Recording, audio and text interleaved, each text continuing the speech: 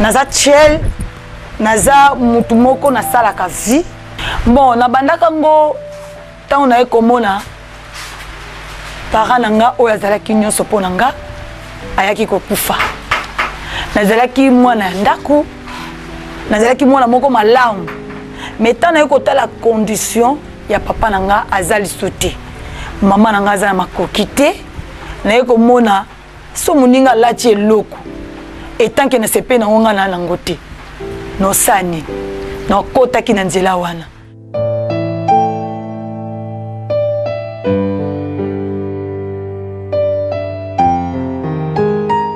J'ai 18 ans. Ngai maman ngai akufa. Akufa chikanga mwana mke, mtaboko langa koko na biso.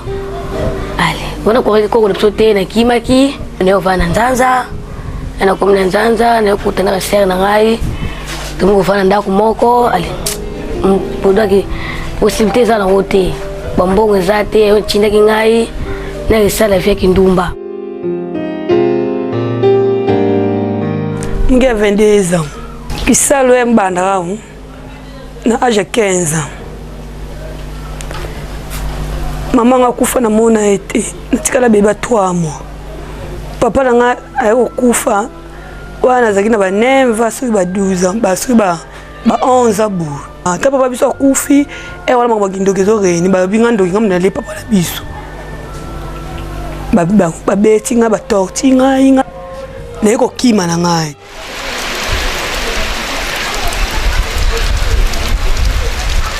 Na sala ka de toute façon, même la côté na restaurant, même la côté na boîte, même la côté place nyonso na kokota. Donc il faut mutu nyonso mobile nyonso za na kati sala wana faut attirer quelque attention kenga na côté. Non, to sala ndende parce que eza na système moko na koboa que le bouchon. Tant on koboa que le bouchon. Soit eza bouchon pour que musika. Même misko ya pas ma regarde. Si on a une bêtise l'histoire liboso, on comprend que non, fio azana pour salanga. Et puis to zela kana biso pété que yo ya oyo bisanga, je t'aime. Donc courage na biso et salaka. Eza l'autorité ya mboka, biso do ratate. Eza l'autorité ya mboka. Eza lozana noza Kadhafi oza cordonnier. Essentiel kaka. Oza kana mo eloko na. Tobimaka 20h, so kuta mbali na balabala. Mbali azala mbongo te, kutaka mi bakula wa wenje, oya wenje wana. Kula wenje. Pesa mama bateka ba polu, kula wana zala kawana. Moto kendaka, msoki mbali wa mwana na mwa na yeye mbongo na yeye. Afuti hotel 3000, apesi kama 3000 na ngai 6000. Sila ni to panzani nganaye mais bakula ebele to kenda pe mbale ebele to ngara bawo bakula musomo mutalali na ye batu balali na bako bakonda balali biso to kiri banda na ye to sali to soko sala to panzani ya keinga na kei 21 na biso sokelo to zabo o baba ko bandita o to kota na biso yango pena so za na mboko bona kota ba so za na mboko te mona kota ba to kela na kulwa na biso eza kulwa wendi place wana na kulwa na kulwa wendi za koteni waka so kitika bo wendi wana kipoto wana place wana tele bonga wana batu musuba yaka tentation mona ona za na 1000 francs ba 1000 francs to kangango ba 1600 to kangango bona za bonjo to nga jamais na ondima na souffrir na ba 1000 francs. So no mambo mo be mo 3000 to kena hotel eza na kala MTD hotel yango babenga MTD eza flat na kati na mwa bar mo eza na kati kuta batika masanga na hotel pe eza kwa na kati eza kala wenjika MTD eza kana wenjika. Ça dépend batu oyo kokuta naye musu na moins cher musu pesa mbo mwa bien ba 2000 ba 5000 ambo ka mikie kaka auto swaka makila na biso santaka déjà que oyo ane loko oyo aza muto azo tatoni tango toko koma et dès que tu yokana qui déjà que parti à kotoyo et ça parti oh yo pèse $20 na yo donc et ça te question que on mata aussi balipeka aussi mbabo non aussi ma poitrine aussi mbate parce que ceux qui au connaître que aussi mbi partout et que pèse nga kaka mbongo wana tozaka na autorité ya kokene même na sana mikanda te na kokene tina commune na kangishu ti exemple muta yo na za tonne toke to koma wana pesa 1000 francs o pesa 1000 francs baluki mamona kei so yo makele pe makele la police pe bakaribi toke komi toke sama mukonzi ye wa si banga na 1000 francs ndeni mukonzi de ona kange 1000 francs so lingi to sala abakisa bongo to sala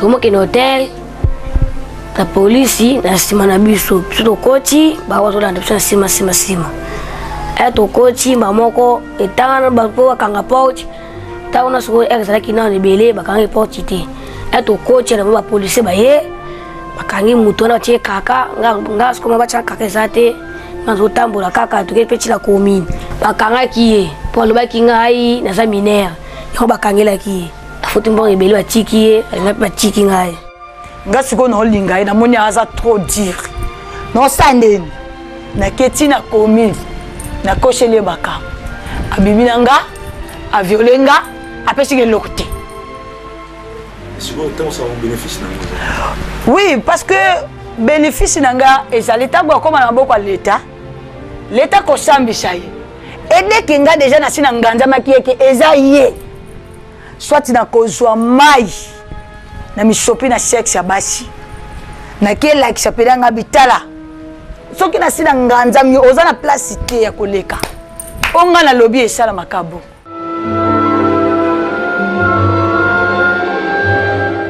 manga mebe to kudala beti mukolo mo bena mvoado mutu mo bazwanga yo to kena le copain to kela na yo ne se kolela 15 mais ote na peso 10 minutes ta bo ine de jeune CV ndeza bo to kela no ine o tikate ngalo bimana nga kake sava to kepe to komela le copain o moto elekani tiko na sekuna neto no keda pose ngalo bi o na yilo kina bi vek boti moto telemana bilo bo memanga musika yo le bi le copain neto le copain o ozobanga nini ko banga no te loko na bite ngano keste moto zongisa ngano kesuti o sava so lingite ka to luka kulwa to liki kulwa ka ko tele to bani ko maneti le ko pe likolo to bani ko mata siko ba kamno na minene tele magawana na se ba kamno ngona muto ngona zo pesi ninga 2000 bien na lati e preverati na biso to bana ka boko sala bo na to pe muto ngwa kanga pe na kingo pe na ko na trousse la ngana zaki na nguta tiko boto la nga trousse ye wana komo kita njela sena zo bela muyibi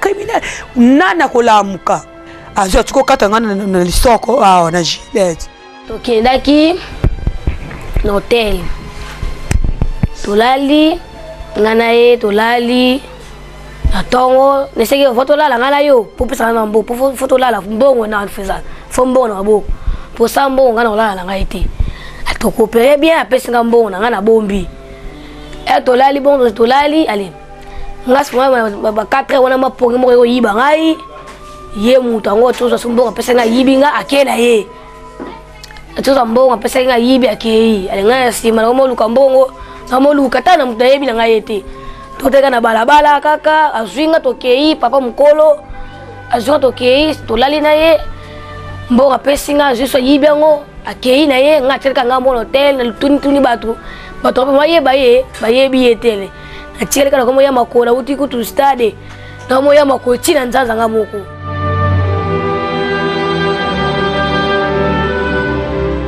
biso la nzanza atanga moko pe na sala ka vie mais en tout cas na mekaka ko sala effort makasi parce que nzanza na biso esi bébé na yebi na mona couple moko to bima natala baro ezo régné awanzita natali baro yo tona soki natali différence ya babar na komi ko remarquer soki olingo sala vie bien ozo ba client faut que nzita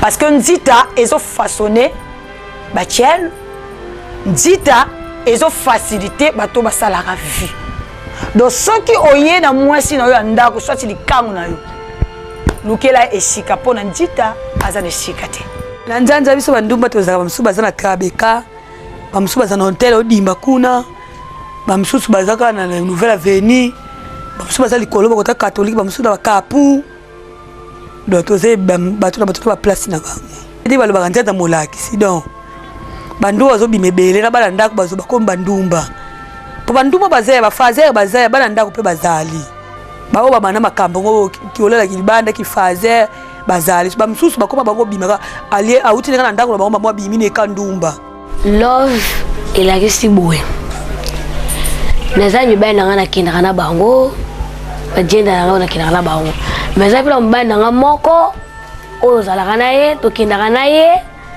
lelo nakoluka mpe mbongo te tokei na ye tokei mpe na ye mais naza na makambo nanga nasalaka akotikilanga mpe temps nasali oyo angani so nasilisi na ye nazwi ye tokei mwana mobali moko ayaki kolinganga kolinga wana te kofanda na ye ono soi-disant bona boye nga na nginda considérer yo penza oza pa mwasi na nga ya ndako nga bise omoni mutu soki abuti azwa mopepa libanda obi aza na mopepa libanda mpo ofandisa ye akoma mwasi na yo fo oza na poshe molai ya makasi mpo soki poshe na yo eza mokuse eza mapasi andimaki abinga naza na osala nyonso mpo na yo na kosiporte mena un moment komai komona ke no makambo oyo nga na banda kolinga minene akokana yango te nayebisi okoka yango te parce que naza déjà moto ya haut niveau nga aza mobali na ngai oyo mpe nalinga mpena mingi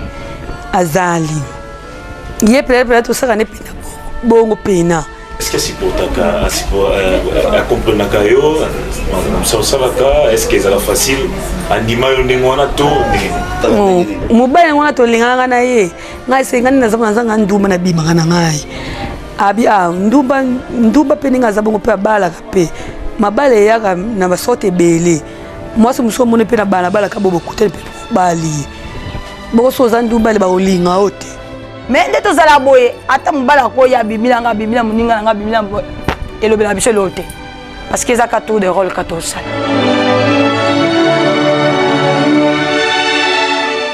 ngai naza na 18 ans mibali ngai abimaka na bango baza pena bapapa mikolo donc eza vie bien te mpo na ngai mpo ezaka bien te mpo na ngai mpo mibali ngai akendaka na bango baza bana mike te baza pena vrai bapapa oyo teke papa baboti yo ye wana oyo biso tokendaka na bango na vie moko ya pasika moto asala vie batangelaka ye par jour mibali te biso tobengaka yango église na journée soki peut-être neti mpo na ngai so nabimi na 4 seke nabimi na mokie se nasali bien te se namoni ke bato bakoti te soki mokolo wana mpenaki no dieme ezali tokopupola mpe 6 mpe okoleka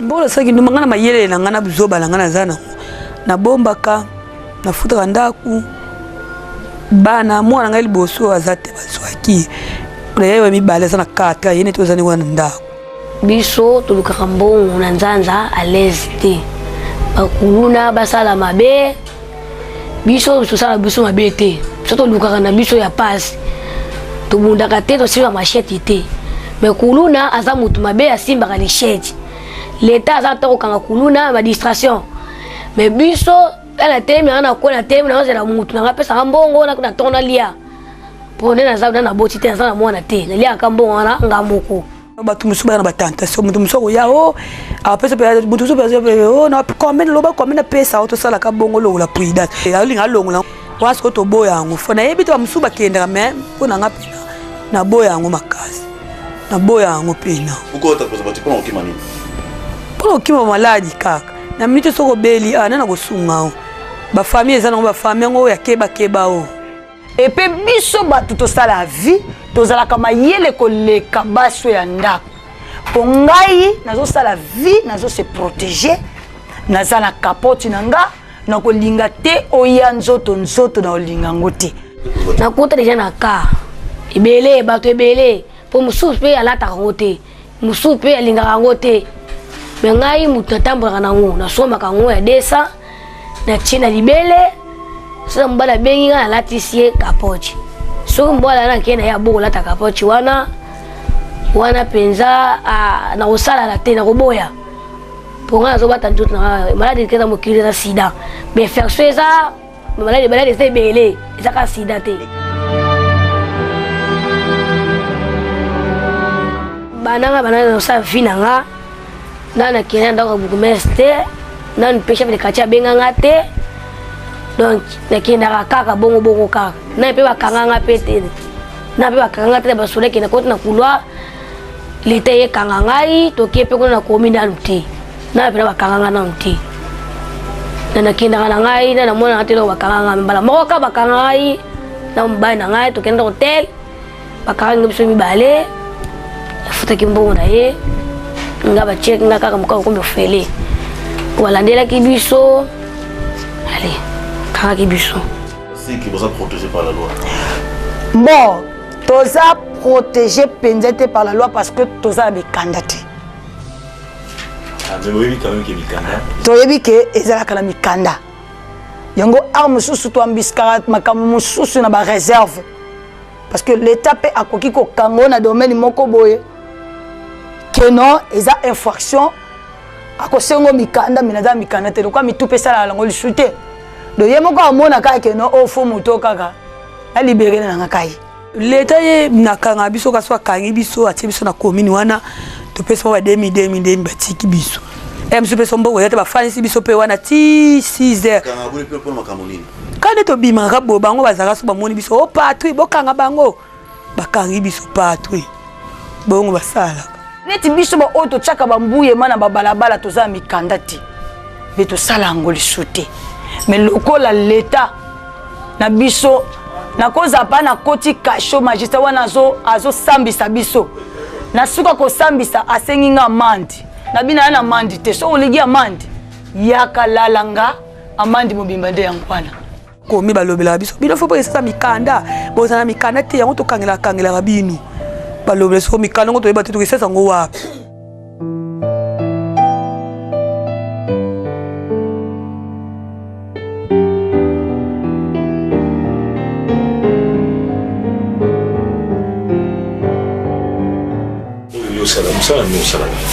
Mais c'est ça facile que ça là.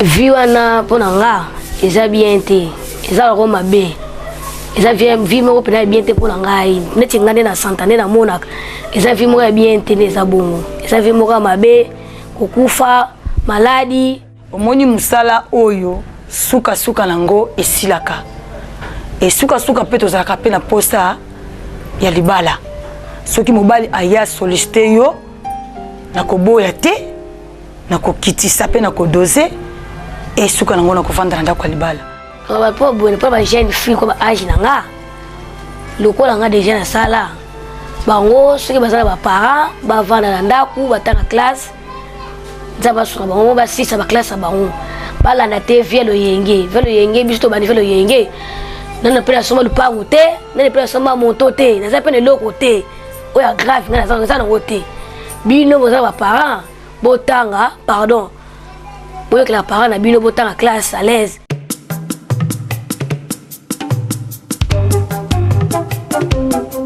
La commune de Nzanza, c'est la commune la plus problématique de la ville de Matadi. C'est la commune où la prostitution bat son plein. Elles sont tellement nombreuses que nous sommes inquiets. D'un côté, il y a des enfants dont l'âge varie entre 12 et 17 ans. De l'autre côté, il y a des adultes. Les adultes, vous allez les trouver. Il y a des hôtels à l'intérieur desquels on a entretenu des salles d'attente. C'est là que ces adultes attendent leurs clients. Ce qui favorise la prostitution en Nzanza, d'abord c'est la promiscuité, le niveau de vie. Nous avons beaucoup de filles qui ne font rien, qui n'étudient pas et qui sont là du matin au soir, en train de quémander, de mendier. C'est vrai que la prostitution constitue un fait pénal. Mais nous constatons dans la pratique que ni les officiers du ministère public, ni les OPJ n'interpellent les prostituées. Il nous arrive aussi de ramasser des enfants. Pas plus tard qu'il y a 2 jours passés. Nous sommes allés enterrer un fœtus. Donc c'est souvent que nous sommes confrontés à ce genre de situation. Vraiment, nous sollicitons à ce que cette question soit très bien traitée, même au niveau de l'Assemblée provinciale, de manière à ce qu'une loi soit mise rapidement, disons, en branle, de manière à ce que ces enfants soient encadrés. La prostitution, c'est le fait pour quelqu'un d'échanger son sexe contre l'argent. C'est un acte social, un phénomène social qui n'est pas prévu par la loi. Donc la prostitution en tant que telle, c'est une profession même, hein, parce que sous d'autres cieux, on parle de professionnels du sexe. Et les autres disent même les filles de chambre. Donc la prostitution en soi, ce n'est pas quelque chose qui est réglementé, mais c'est un phénomène social. Nous avons le devoir, n'est-ce pas, de sécuriser la population de Nzanza. Vous savez que toutes ces filles que communément appelées Tchel ont comme complices des Koulouna. Et lorsque leur présence se manifeste quelque part, soyez-en sûrs que derrière elles, il y a toujours cette catégorie de jeunes gens, des inciviques. Ce qui est prévu et puni par la loi, c'est le proxénétisme. Donc souvent, il nous arrive de les arrêter, hein, de les placer en détention pendant 48 heures dans les amigos et les relâcher.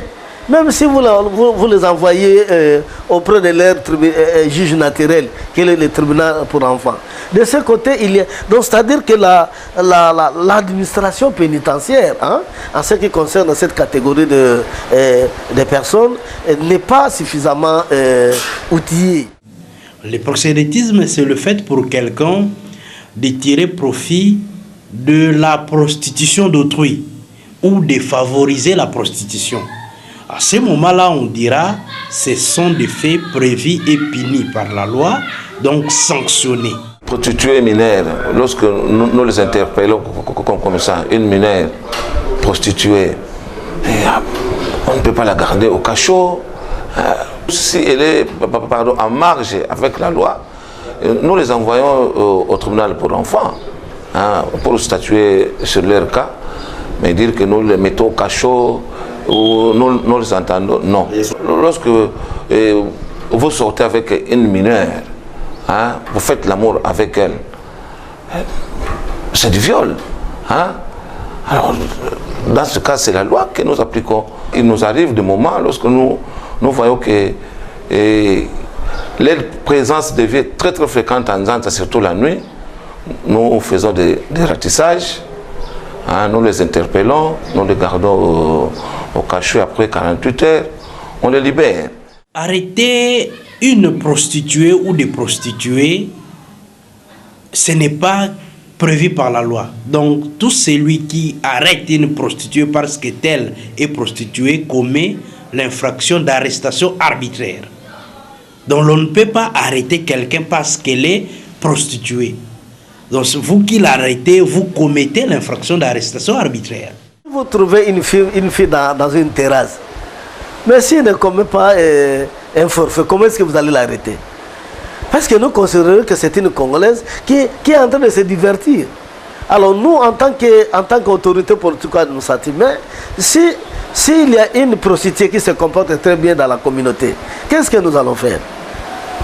Hein? Si pas les laisser vivre librement. Là où nous pouvons intervenir, c'est par rapport aux enfants. Le proxénétisme, c'est un fait pénal. Il appartient plutôt à l'autorité politico-administrative de réglementer ça, hein, de réglementer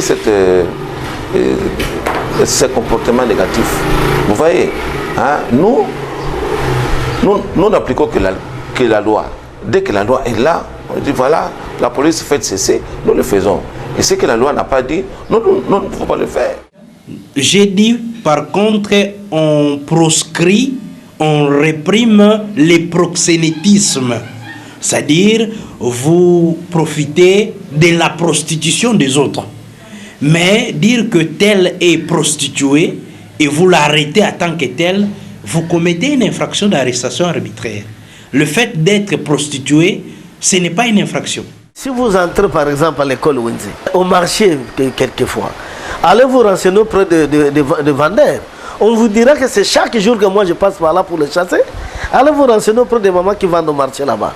Alors, je ne sais pas ce qui se passe avec nos services de sécurité, mais de toutes les façons, étant donné que c'est nous qui avons cette responsabilité de sécuriser la population, nous faisons ce que nous pouvons. Il y a aussi quelque part vers nord, hein, vers la traîne Mbunga. Là, il m'est arrivé d'aller déloger.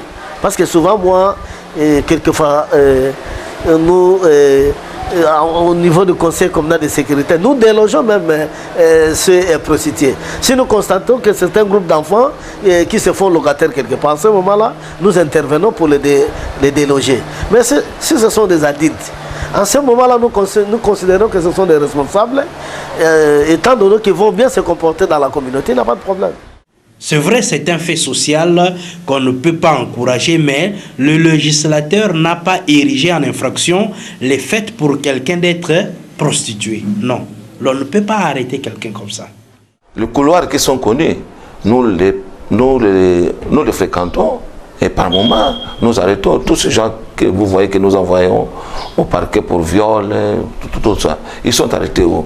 C'est dans ce genre de couloirs. Tout ce que nous pouvons faire, c'est de traquer tous ces hommes qui fréquentent des petites mineurs qui n'ont pas encore atteint l'âge adulte, et éventuellement traquer aussi même le pit majeur, hein, qui sont souvent complices, n'est-ce pas, de Koulouna. Si une maison est je dirais, est prévu pour la prostitution d'autrui, favoriser la prostitution et en tirer les bénéfices, c'est ce qu'on appelle le proxénétisme.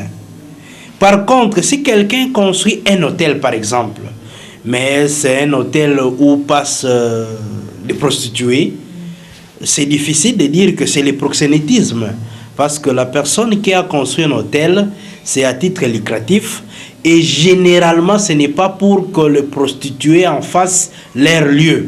Mais s'il y a quand même de mouvements de va-et-vient des prostituées, ces hôtels-là ne seront pas considérés comme des maisons closes. Par conséquent, il n'y a pas le proxénétisme. Si vous entrez à l'entrée principale du bâtiment communal, vous allez vous rendre compte qu'il y a des cartons là-bas. Il nous arrive, avec l'appui de la zone de santé, de distribuer des préservatifs. Nous voyons des maisons dans nos quartiers, dans des bidonvilles, où il y a vraiment recrutement de prostituées.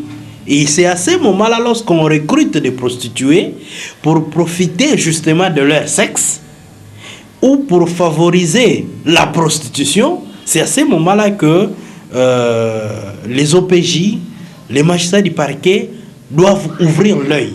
Il y avait un service là qu'on appelait hygiène, où toutes les femmes libres, toutes les prostituées se rendaient pour des examens. C'était une façon de protéger la population. Il appartient au parquet de mener des enquêtes par rapport à ces maisons-là qui favorisent la prostitution. La loi.